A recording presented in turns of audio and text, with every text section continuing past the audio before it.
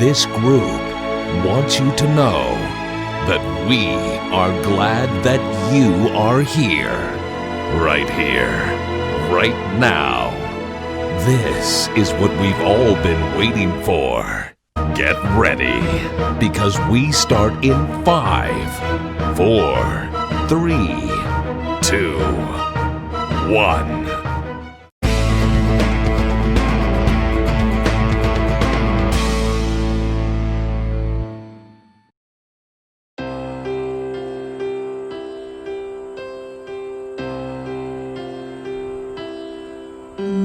Indonesia, tanah air beta, pusaka abadi nan jaya.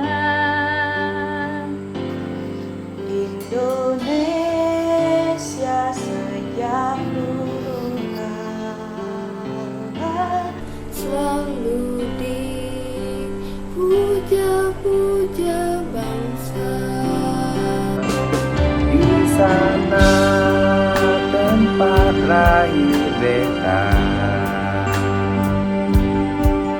Dibuai, dibesarkan bunda, tempat berlindung di hari tua, sampai akhir menutup mata. Tuhan, aku berdoa, Indonesia adalah negara yang dilimpahi Tuhan dengan berkat yang luar biasa. Aku berdoa Indonesia bangkit menjadi negara yang berdaulat, adil dan makmur. Indonesia adalah negara yang penuh dengan damai sejahtera. Indonesia adalah negara yang adil, maju, dan sejahtera. Indonesia, negara yang dipenuhi oleh kemuliaan Tuhan dan dilimpahi oleh rahmat. Shalom Indonesiaku, Shalom Indonesiaku. Selamat Hari Kemerdekaan Republik Indonesia. Majulah bangsaku, dirgahayu negeriku.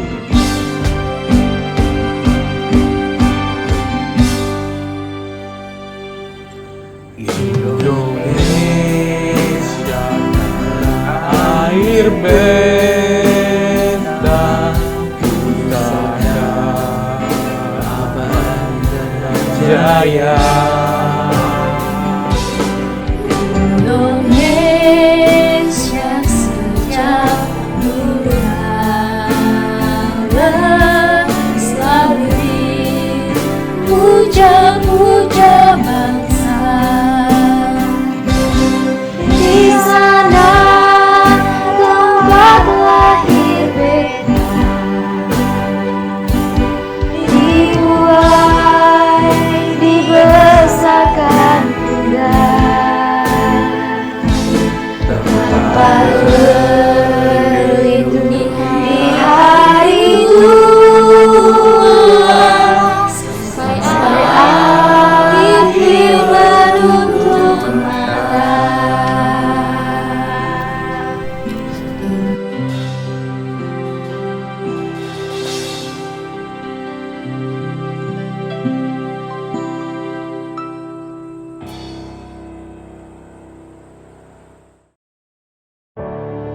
Proklamasi. Kami, bangsa Indonesia, dengan ini menyatakan kemerdekaan Indonesia.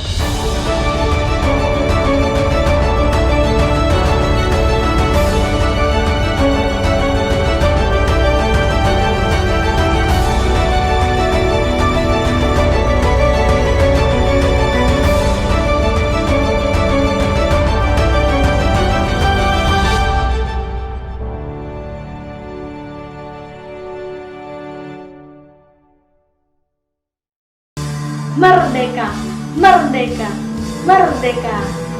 Shalom Youth, ketemu lagi di ibadah online Youth malam ini. Di ibadah online Youth malam ini akan sangat spesial. kita akan merayakan Hari Kemerdekaan bangsa Indonesia yang ke-75 tahun.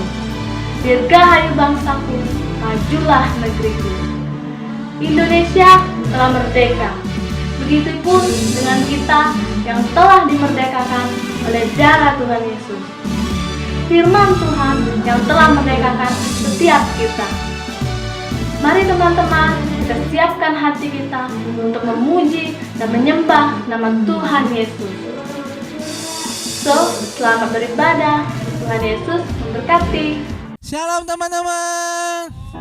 Salam lagi, kita ketemu lagi di Sabtu yang bahagia ini karena kita percaya Tuhan Yesus hadir di sini. Amin. Amin. Karena Tuhan sumber kemenangan kita. Mari kita nyanyikan lagu ini. Amin.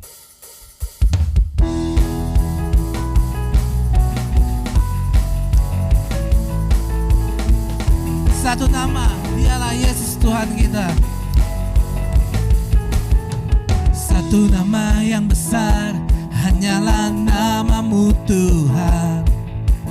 Gunung batu kekuatan, hanyalah namamu Tuhan.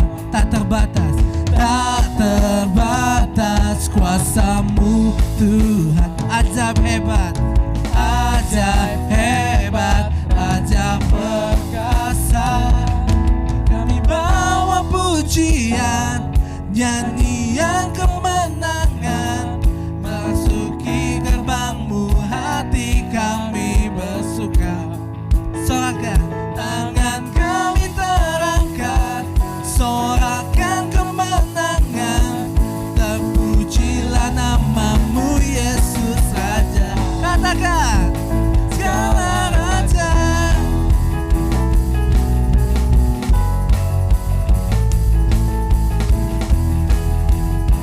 Amin Tuhan. Semua katakan satu nama yang besar, satu nama yang besar, hanyalah namamu Tuhan. Katakan gunung batu kekuatan, hanyalah namamu Tuhan. Tak terbatas Tuhan, kuasamu Tuhan. Ajaib hebat, ajaib hebat, dahsyat perkasa. Kami bawa pujian, nyanyian kemenangan, masuki gerbangmu, hati kami bersuka. Tangan kami terangkat Tuhan, kami terangkat, sorakan kemenangan, terpujilah namamu Yesus Raja. Katakan segala raja. Mari kita sorakan buat Tuhan Yesus, sebab Dia Allah yang Raja pemenang. Amin.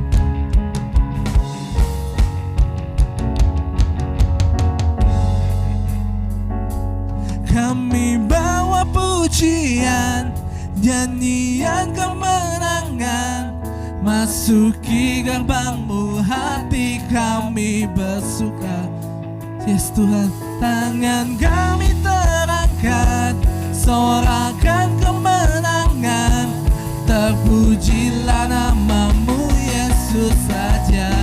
Tangan kami Tuhan, tangan kami terangkat, sorakan kemenangan, masuki gerbangmu, hati kami bersuka. Tangan kami Tuhan, tangan kami terangkat, sorakan kemenangan, terpujilah namamu Yesus Raja.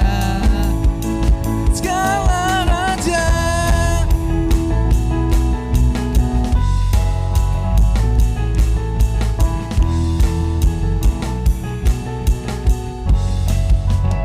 Yesus kau Raja. Haleluya. Haleluya Tuhan. Benar Yesus, Kau adalah Raja kami. Kami ingin menyanyikan kemenangan hanya bagimu Tuhan. Terima kasih Tuhan, terima kasih Kau yang telah bersama-sama pada kami Tuhan dalam Terima kasih Tuhan. musim hidup kami Tuhan. Terima kasih Tuhan, terima kasih pada malam hari ini Tuhan. Kami ingin memberikan rasa terima kasih Tuhan hanya kepadamu Tuhan. Yes Tuhan. Haleluya. Terima kasih Tuhan. Sama-sama mari kita bawa satu pujian ini. Sama-sama kita mengucapkan terima kasih kita. Saat tak ada harapan, Kau datang beriku harapan. Yesus, Kau jawaban hidupku. Saat tak ada tujuan, Kau datang tunjukkan ku jalan, tunjukkan ku jalan. Saat tak Ada harapan, Kau datang beriku harapan. Yesus, Kau jawaban hidupku. Saat tak ada tujuan, Kau datang tunjukkan ku jalan, tunjukkan ku jalan. Terima kasih buat cintamu yang tanpa batas. Kau berikan hidupmu, jadikan ku berharga. Terima kasih buat cintamu yang tanpa batas. Kau berikan hidupmu, jadikan aku indah. Terima kasih.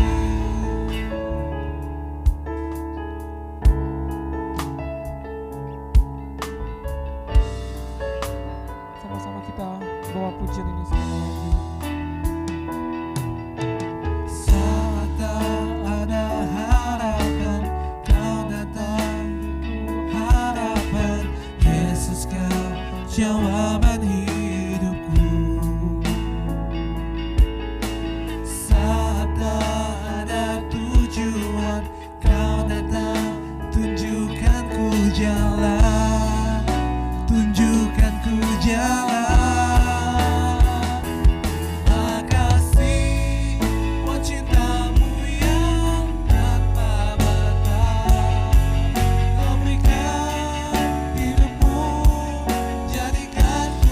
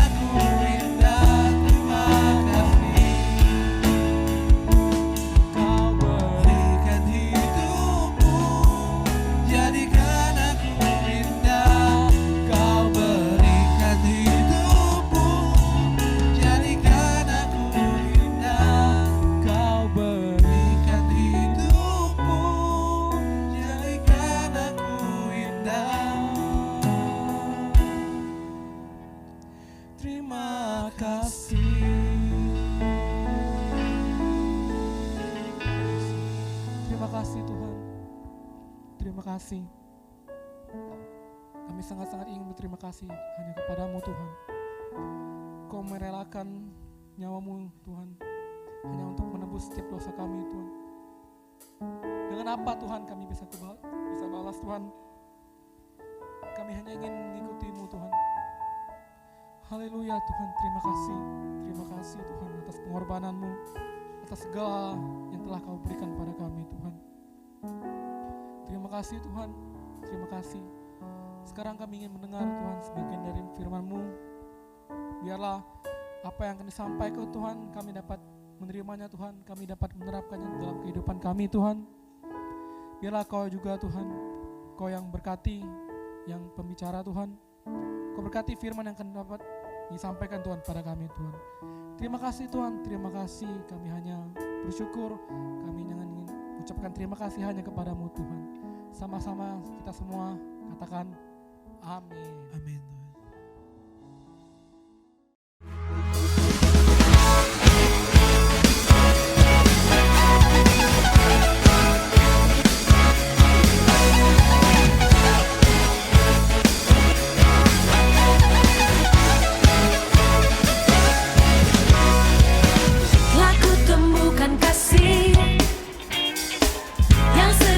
Tiada pernah berubah, hanya di dalam-Mu Yesus Tuhanku. Kasih yang telah Kau beri melebihi segala yang terbaik dalamku, tak berkesudahan, kekal selamanya. Diriku bawa kepadamu,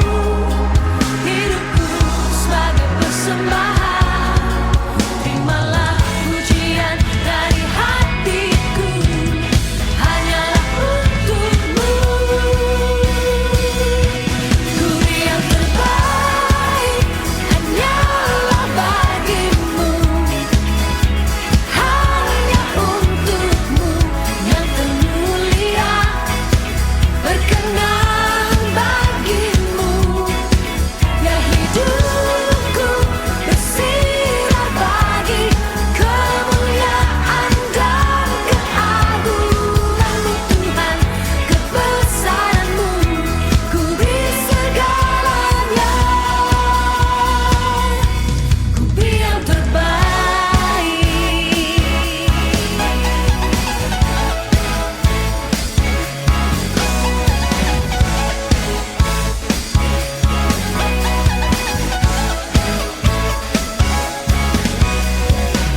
Kasih yang telah Kau beri melebihi segala yang terbaik dalamku, tak berkesudahan, kekal selamanya. Diriku bawa kepadamu, hidupku sebagai persembahan. Terimalah pujian dari hatiku, hanyalah untuk-Mu. Ku yang terbaik hanyalah bagi-Mu, hanya untuk-Mu yang termulia, berkenan bagi-Mu. Biar hidupku bersinar bagi kemuliaan dan keagungan-Mu Tuhan, kebesaran-Mu, ku beri segalanya, ku beri yang terbaik.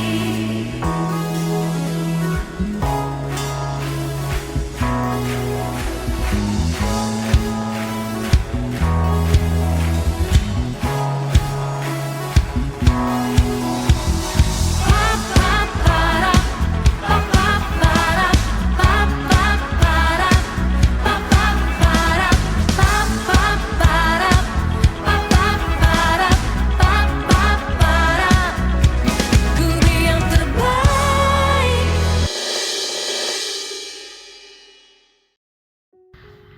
Shalom anak muda, salam merdeka.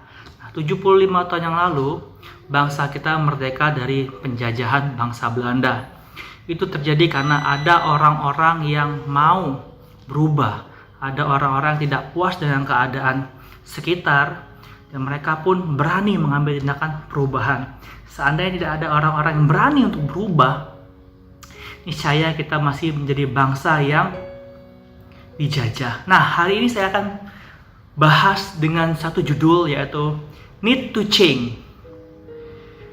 Dibutuhkan perubahan. Kita akan belajar sama-sama dari sebuah kisah yang sangat menarik dari muridnya Tuhan Yesus yang bernama Yohanes dan Yakobus. Mari kita lihat sama-sama ya gambar ini. Nah, biasanya seseorang itu memiliki julukan ya. Kalau kita di dalam komunitas anak-anak muda, biasa kalau sama anak-anak muda itu biasa ada panggilan, ada julukan atau nickname kita. Itu biasa menceritakan tentang sifat seseorang, itu gambaran yang menyeluruh dari orang tersebut. Ada orang yang dipanggil biang kerok. Ada juga orang yang dipanggil cengeng. Ada juga yang mengkeriting, hitam, segala macam. Kalau kita di sekolah atau di tempat kuliah, tempat kerja pun, orang-orang suka memanggil dengan nama sebutan dibandingkan dengan nama sebenarnya. Mereka lebih senang sebutan ini menggambarkan pribadi orang tersebut. Mungkin orang lain pun menyebut kita dengan nama panggilannya. Nah, kita lihat bacanya. Biasanya seseorang memiliki nama panggilan yang menggambarkan pribadinya. Ada yang dikatakan sebagai tukang nyontek, ada yang pemalas, pembohong, egois, bandel, kurang ajar, nyenyes. Ada yang keriting lah, ada yang ceking lah, ada yang baik juga ya. Nah, siapa di sini yang punya nama panggilan di sekolah atau di kampusnya? Bisa juga nama panggilannya itu diberikan ya dari orang tua ya. Saya dulu waktu kecil dikasih nama si Bedul ya, karena saya nakal orangnya. Jadi mama papa tuh suka panggil si Bedul. Nah, ada dua tokoh Alkitab ini, dua murid Tuhan Yesus ini, mereka juga punya nama panggilan. Kita lihat sama-sama, kita baca. Nah, yang pertama, Yohanes dan Yakobus itu memiliki ternyata sifat yang temperamental. Dia orang yang mudah marah ya. Saya baca dari Markus 3, 16 ayat ke-17. Kedua belas orang yang ditetapkannya itu, ini Yesus waktu itu memanggil 12 muridnya ya. Murid-muridnya ditetapkan. Pertama, Simon yang diberinya nama Petrus. Ayat 17. Yakobus anak Zebedeus dan Yohanes saudara Yakobus. Nah, berarti Yakobus sama Yohanes ini saudara. Yakobus anak Zebedeus dan Yohanes saudaranya. Yang keduanya diberi nama Boanerges. Nama panggilan mereka berdua Boanerges. Berarti apa? Anak-anak guru. Nah, siapa yang memberi namanya? Tuhan Yesus. Nyanya besar ya. Tuhan Yesus memberi nama buat Yakobus dan Yohanes adalah anak-anak guru. Guru ini bukan guru pendidik di sekolah, bukan, tapi guru itu guru geledek. Guru geledek, guru petir kalau ada mau hujan ya, atau mau hujan ada guru-guru geledek degar. Kalau bahasa Inggrisnya itu thunder, son of thunder. Wah, ini kayak nama hero, son of thunder. Mereka ini anak-anak guru. Kalau kita lihat kalau mau hujan, mendung ya, kalau kita ada guru geledek, kita ngeri ya, degar. Kenapa Tuhan Yesus memberikan mereka nama sebagai anak-anak guru? Berarti ada sesuatu ya. Kenapa mereka bisa dijulukin seperti itu? Nah, kita lihat kejadiannya. Lukas 9 ayat 52 sampai 56 saya akan bacakan. Dan Yesus mengirim beberapa utusan mendahului dia. Mereka tuh pergi lalu masuk ke suatu desa orang Samaria untuk mempersiapkan segala sesuatu bagi Yesus. Tetapi orang Samaria itu tidak mau menerima dia karena perjalanannya menuju Yerusalem. Ketika dua muridnya, yaitu Yakobus dan Yohanes, melihat hal itu, mereka berkata, "Tuhan, apakah Engkau mau supaya kami menyuruh api turun dari langit untuk membinasakan mereka?" Akan tetapi Yesus berpaling dan menegur mereka. Lalu mereka pergi ke desa lain. Nah, ceritanya seperti ini. Suatu hari Yesus mau menuju Yerusalem. Dia mampir ke suatu desa yang bernama Samaria. Nah, di tengah perjalanan orang-orang Samaria tuh menolak, mereka nggak mau menerima kedatangan Tuhan Yesus karena murid-muridnya marah. Nah, dia berkata kepada Yesus, "Aku akan bakar kamu ya. Tuhan Yesus, perintahkanlah aku untuk mengirim api dari langit supaya membinasakan mereka." Bisa kita bayangin nggak, seorang murid Yesus begitu emosi, ada hal yang tidak menyenangkan, dia mau bunuh orang itu dengan kuasa Tuhan, dengan mengirim api dari langit. Ini kalau kita buka di 2 Raja-Raja ayat 1 ya, ini seperti kisah Elia. Elia waktu itu mau ditangkap oleh pasukan Raja Ahazia. Ada 50 orang, kemudian Elia menurunkan api dari langit sehingga 50 orang itu mati. Nah, kisah ini menginspirasi Yohanes dan Yakobus. Mereka pun mau membinasakan manusia Samaria yang menolak itu. Kemudian kita bisa bayangin ya, ada kejadian, ada orang yang tidak menyenangkan, terus kita mau bunuh. Itu kan sesuatu yang betapa emosional ya, betapa temperamennya. Ternyata sifat dari Yakobus dan Yohanes ini, mereka menggunakan karunia Tuhan bukan untuk mengasihi orang lain, tetapi untuk dengan tangan besi mereka mau membinasakan orang lain. Nah, coba lihat ayat yang ke-55. Yesus berpaling dan menegur mereka. Menegur dari sini berarti menghardik dengan keras ya.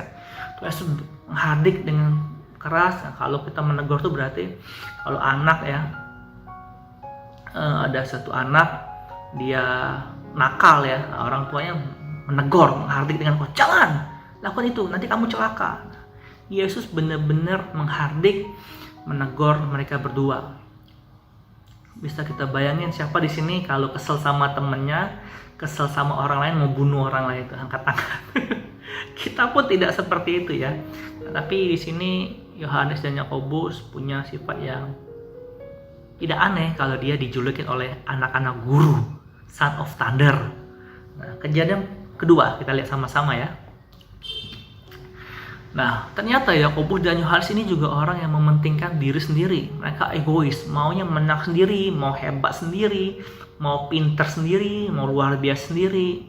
Yang lainnya nantilah nomor 2. Mereka mau nomor 1 itu buat aku. Yang utama, yang terbaik itu untuk aku. Nah, saya akan baca dari Matius 10 ya, ayat 35 sampai 41. Lalu Yakobus dan Yohanes, anak-anak Zebedius, mendekati Yesus dan berkata kepadanya, "Guru, kami harap supaya engkau kiranya mengabulkan suatu permintaan kami." Jawabnya kepada mereka, "Apa yang kamu kehendaki supaya aku perbuat bagimu?" Lalu kata mereka, "Perkenankanlah kami duduk dalam kemuliaan-Mu kelak, yang seorang lagi di sebelah kananmu, yang seorang lagi di sebelah kirimu." Mendengar itu, ke-10 murid yang lain marah kepada Yakobus dan Yohanes. Nah, suatu hari mereka lagi berkumpul bersama Yesus dan 12 muridnya. Yohanes, Yakobus beserta ibunya ini ya, datang kepada Tuhan. "Tuhan, aku ada permintaan," kata Tuhan Yesus. "Katakanlah ya." "Kami mau aku di sebelah kanan, Yakobus, Yohanes sebelah kiri. Posisi yang terbaik, posisi yang mulia itu buat kami." Murid-murid yang lain, orang lain masa bodoh. Pokoknya kami yang tangan kanan Tuhan, nomor 1, tangan kiri Tuhan. Nah, murid-murid yang lain kan kesel ya. Wah, kau nih mau menang dewek, mau mulia sendiri ya. Nah, selain dia temperamen, ternyata Yakobus dan Yohanes ini mau menyombongkan diri ya. Dia mau unggul dari teman-temannya yang lain. Nah, ada nggak di sini kita yang punya sifat seperti itu? Di kelas maunya yang dari nomor 1, nggak mau bantu orang lain. Di gereja maunya paling cantik, paling pintar main musik. Yang lain ada kekurangan, kita nggak mau bantu. Nah, itu nggak boleh ya. Nah, tetapi puji Tuhan, akhirnya Yakobus dan Yohanes dapat berubah menjadi orang yang lebih baik, menjadi orang yang mengasihi orang lain. Saya akan bacakan sebuah kisah yang luar biasa di Kisah Para Rasul 8 ayat 14. Ketika rasul-rasul di Yerusalem mendengar bahwa tanah Samaria telah menerima firman Allah, mereka mengutus Petrus dan Yohanes ke situ. Setibanya di situ, kedua rasul itu berdoa supaya orang-orang Samaria itu beroleh Roh Kudus. Sebab Roh Kudus belum turun di atas seorang pun di antara mereka, karena mereka hanya dibaptis dalam nama Tuhan Yesus. Kemudian keduanya menumpangkan tangan di atas mereka, lalu mereka menerima Roh Kudus. Nah, ini kejadiannya waktu itu Tuhan Yesus telah naik ke surga. Orang-orang memberitakan Injil ke tanah Samaria. Nah, ketika mereka telah menerima berita Injil keselamatan, murid-murid di Yerusalem itu mengirim Petrus dan Yohanes untuk melihat keadaan di situ. Kita lihat gambar ini. 3 orang ini, Filipus, Petrus dan Yohanes, mereka menumpangkan tangan berdoa untuk orang-orang Samaria ini menerima Roh Kudus. Nah, perhatikan ya. Yohanes ini yang dulunya mau menurunkan api dari langit untuk membinasakan orang-orang Samaria karena orang-orang Samaria menolak Tuhan Yesus. Yohanes ini yang dulunya begitu emosi karena ditolak oleh orang Samaria. Yohanes yang sama ini menumpangkan tangan, mendoakan untuk orang-orang yang sama, untuk orang-orang Samaria. Api yang dari langit untuk membinasakan orang-orang Samaria. Yohanes akhirnya berubah, mendoakan menurunkan api Roh Kudus bagi orang-orang Samaria. Kita lihat suatu perubahan yang radikal ya. Yohanes yang sama, orang-orang Samaria yang sama, tapi kejadiannya sangat berbeda. Satu sisi yang dulu Yohanes mau membinasakan orang dengan api dari langit.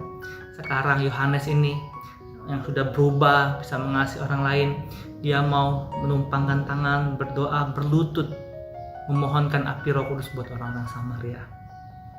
Suatu perubahan yang radikal ya, kita bisa katakan luar biasa. Nah, bagaimana dengan Yakobus? Kita lihat ya. Saya akan baca dalam Kisah Para Rasul 12 ayat 1 dan 2. Kira-kira pada waktu itu Raja Herodes mulai bertindak dengan keras terhadap beberapa orang dari jemaat. Ia menyuruh membunuh Yakobus, saudara Yohanes, dengan pedang. Nah, kita ingat tadi Yakobus dan Yohanes ini yang mau di sebelah kiri Yesus, yang mau di sebelah kanan Yesus, yang orang yang mau mementingkan diri sendiri, orang yang mau hebatnya sendiri, mau berkuasa sendiri. Sekarang Yakobus yang sama rela melepaskan apa yang dia punya, bahkan nyawanya sendiri yang paling berharga buat orang lain, buat Tuhan Yesus. Yakobus ini yang mementingkan diri sendiri, yang merendahkan orang lain supaya dirinya lebih mulia, dipandang lebih agung. Tapi Yakobus ini sudah berubah luar biasa. Dia merelakan bukan cuma kehormatan, tapi juga bahkan nyawanya dia berani. Suatu perubahan yang radikal. Kita lihat gambar ini sekali lagi. Bagaimana dia rela mati demi Tuhan Yesus. Bukan untuk aku hebat, aku luar biasa, orang bisa memuji aku. Tapi dia bahkan mau merelakan nyawanya bagi Tuhan Yesus. Suatu perubahan yang radikal yang telah mereka alamin berdua. Nah, saya akan baca Pengkhotbah 3 ayat 1-3. Untuk segala sesuatu ada masanya, untuk apapun di bawah langit ada waktunya. Ada waktu untuk lahir, ada waktu untuk meninggal, ada waktu untuk menanam, ada waktu untuk mencabut yang ditanam, ada waktu untuk menangis, ada waktu untuk tertawa, ada waktu untuk meratap, ada waktu untuk menari. Ada waktu ketika Yohanes dan Yakobus mementingkan diri sendiri, emosi, punya sifat-sifat karakter yang gak bagus. Tapi ada waktunya juga untuk dia berubah, untuk dia mengasihi Tuhan, untuk dia mulai mengasihi orang lain, untuk dia gak mementingkan diri sendiri. Bagaimana dengan kita? Kehidupan manusia ada waktunya untuk dia egois, untuk dia mementingkan diri sendiri, untuk dia punya sifat-sifat yang gak baik. dia pemarah, dia malas, itu adalah hal yang umum. Semua orang mengalami saat-saat malas, saat-saat emosi ya, saat-saat marah, saat-saat karakter-karakter yang gak baik mementingkan diri sendiri.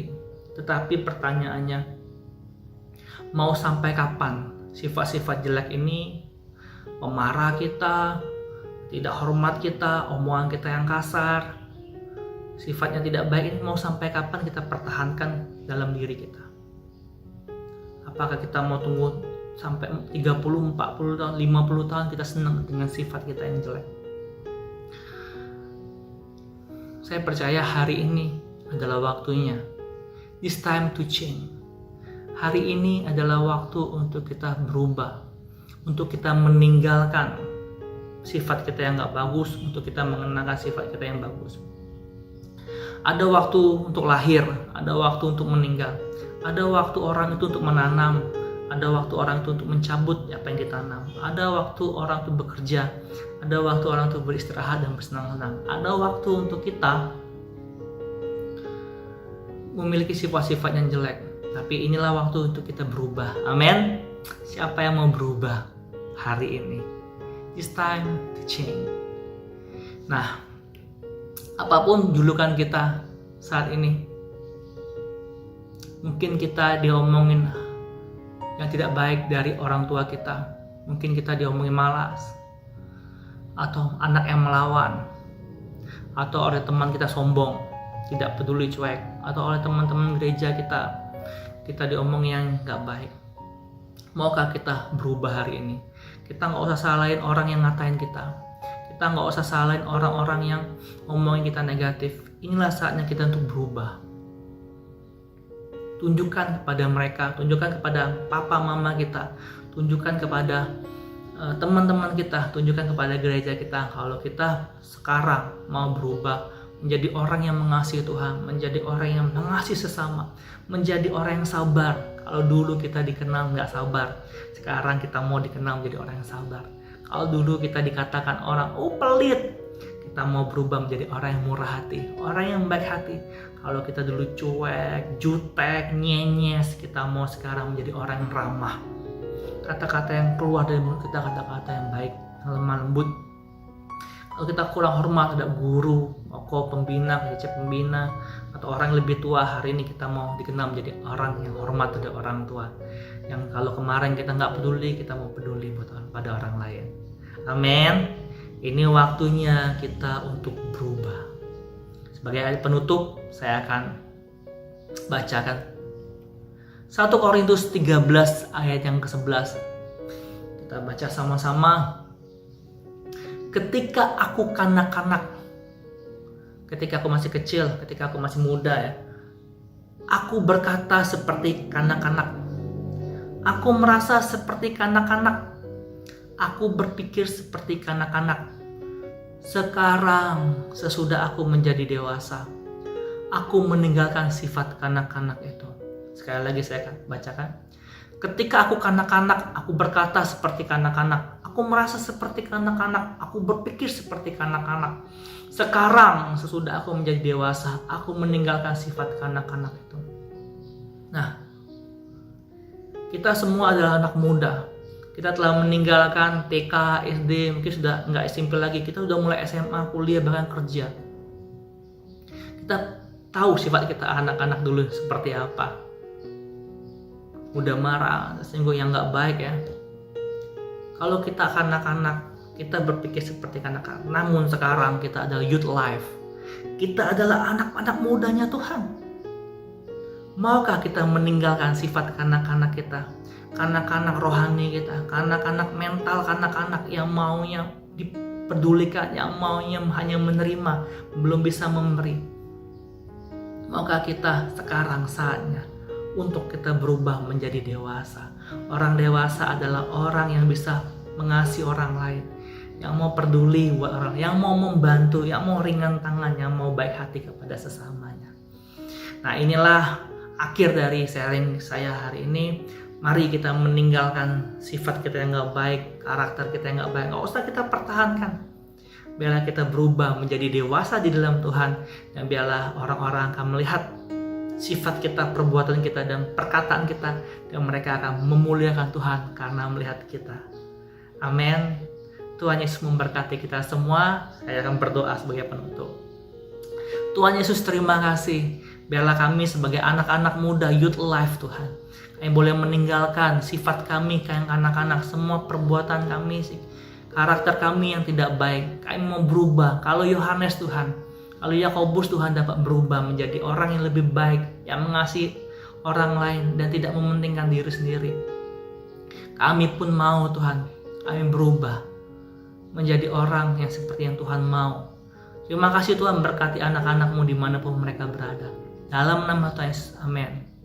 Amin. Salam damai sejahtera dan Tuhan Yesus memberkati kita semua. Bye-bye. Nah teman-teman, gimana firman Tuhan tadi? Bagus bukan?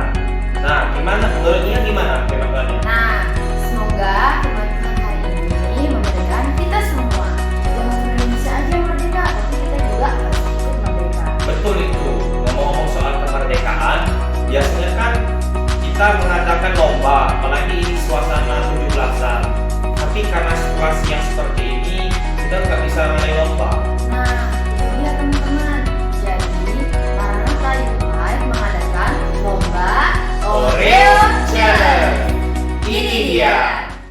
Yang mengenai pemindahan kekuasaan dan lain-lain diselenggarakan dengan cara saksama. Lomba Agustusan Oreo Challenge. Oreo Challenge started. 3, 2, 1, go! Berapa lama?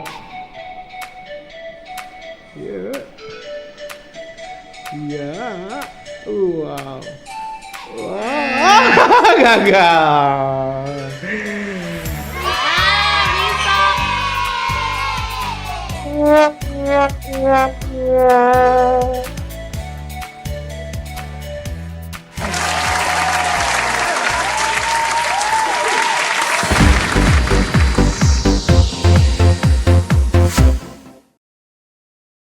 Selamat ya buat pemenang Oreo Challenge. By the way, Rabu kemarin Instagram Youth Life mengadakan kuis BBY. Langsung saja, ini pemenangnya.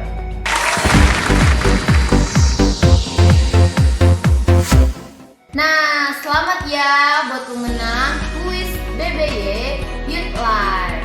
Oke, untuk pengumuman minggu depan, Youth Life akan mengadakan Praise and Worship dengan tema The Goodness of God. Jadi teman-teman jangan sampai lupa buat stay di YouTube channel GSDA Maranatha. Dan pengumuman yang kedua, setelah ini kita akan mengadakan konsel via Zoom. Jadi teman-teman jangan sampai lupa dalam rangka edisi kemerdekaan. Jangan sampai lupa ya teman-teman. Oke, see you guys. God bless you. Merdeka! Baik Youth, kita akan sama-sama akhiri ibadah online hari ini. Mari satukan hati, kita berdoa. Bapak, kami bersyukur buat kasih setia Tuhan, buat setiap firman Tuhan yang disampaikan. Kami boleh memuji Tuhan, semua karena kasih karunia Tuhan. Biar kami terus mengalami perubahan dan kemerdekaan satunya jalan Tuhan Yesus Kristus. Terima kasih Tuhan, terima kasih Bapak, kami mengucap syukur. Kami mau akhiri ibadah online kami pada hari ini dengan ucapan syukur. Menerima berkat Tuhan di dalam nama Tuhan Yesus Kristus. Amin. Jangan lupa ikut Komsel Zoom.